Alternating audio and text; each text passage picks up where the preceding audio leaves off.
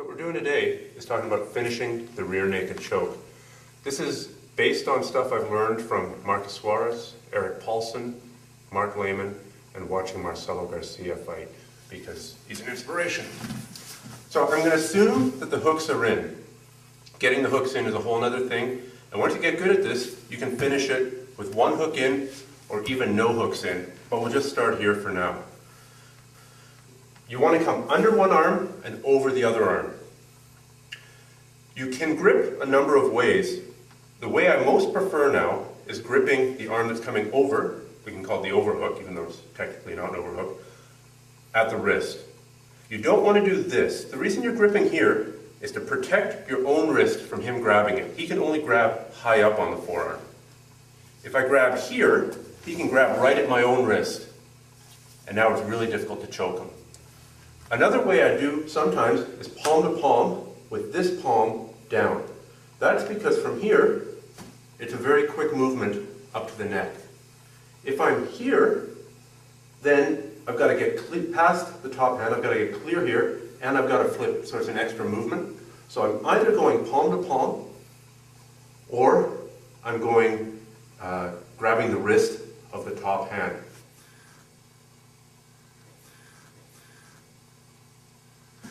Assuming I'm in rear mount with the under and over, either here or here, we can pretty much assume he's going to grab this, this arm, at least with one hand, usually with both.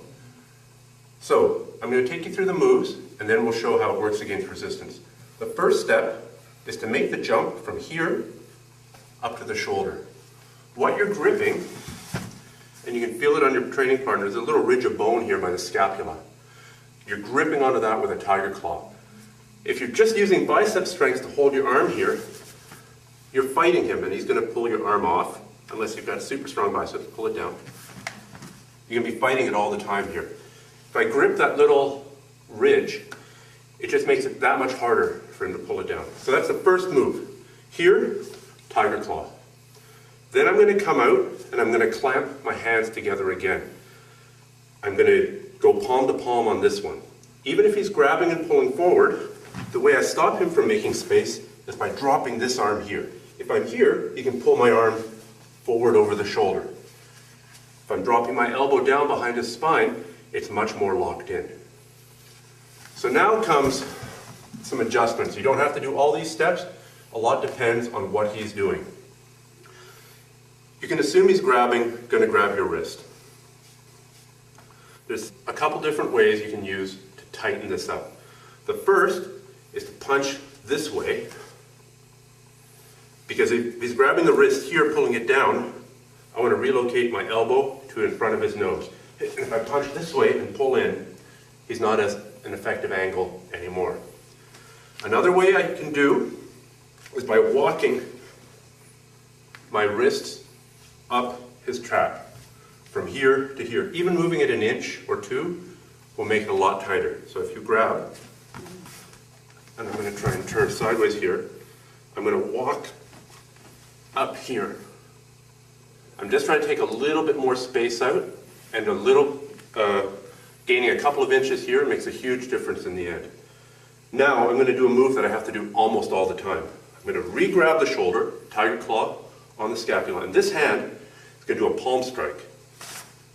And he's going to come back right away.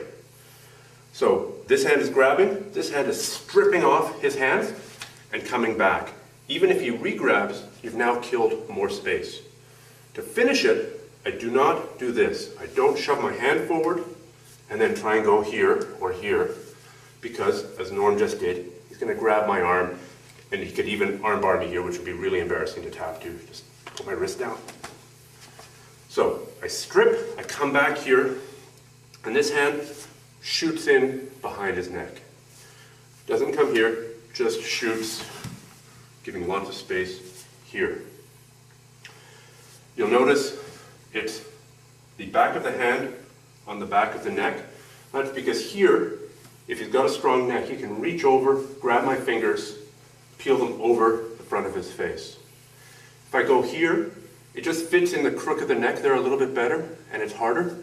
I can also judo chop it down I lock it in place with my head so that it's even harder to pull it up. Now to finish, I squeeze down, in, and up. I can just squeeze straight in, but if I squeeze down, in, and up, it's got this hooking motion underneath his jaw, and it feels like his head's about to pop off. I think about popping the head off a daisy when I do that with my thumb. Okay, so now we're going to do this from rear mount, belly up. Got under and over, spin here. Got under and over here. He's going to be grabbing my wrist.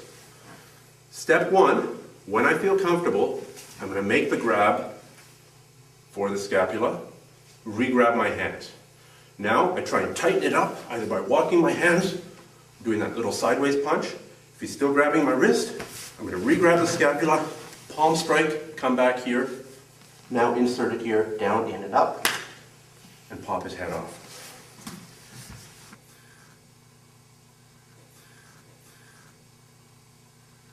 The topic of what to do with your legs, how to get them in the first place, and how to maintain them is a really big topic. We'll do that another day. But I just want to address one small aspect. If I'm coming over with my right arm and under with my left arm, generally speaking, I want to be on my right side. I want his head to be on the pillow of my arm. If we sit up and we fall to the other side, he can usually start to work his way out. He can put his head on the ground, his shoulders on the ground, and now his hips on the ground, and start turning towards me. And now it's a big scramble to see who gets up on top. So, I'm over with my right, I'm under with my left. I want to generally be on that side. Say we end up on this side. I've got two basic choices. One is to pull out and change my arms so that his head is on the pillow again. The other is to turn him onto the pillow side. So generally speaking, you're going to usually finish this on the side. It's just where people go normally. You want to fall to the overhook side so that his head's on the bicep, and it gives him it cuts out one of his very powerful escape options. So let's say I've got my right arm under, my left arm over, but we end up on this side, and I don't want to be here, but we are here. One thing I can do to prevent him from starting his escape, putting his head on the ground, his shoulder on the ground, his hips on the ground, is to stick my own head in here. If I'm stuck here until I can readjust the position or readjust my arms, I jam my own head in here, and that makes it impossible for him to put his head on the ground. Then I do go to the choke whenever I get the chance. But the head is really useful and really important in controlling the back position with the arm under, arm over. Once you get good at this under and over position, even if you only have one hook in, you can choke him. You can try and put this hook in. If he drops his hands to defend, bring your knee up and your hand. Perfect.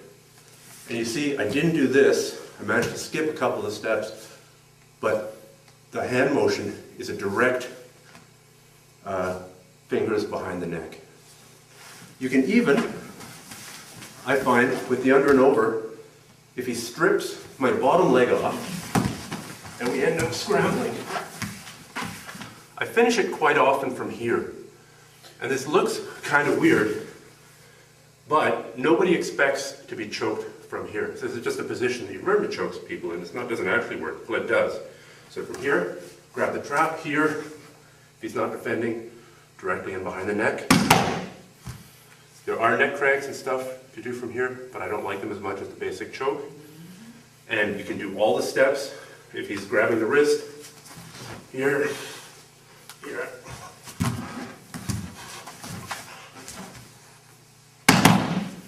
And you can choke him with no hooks in, as long as you start out with the under and over.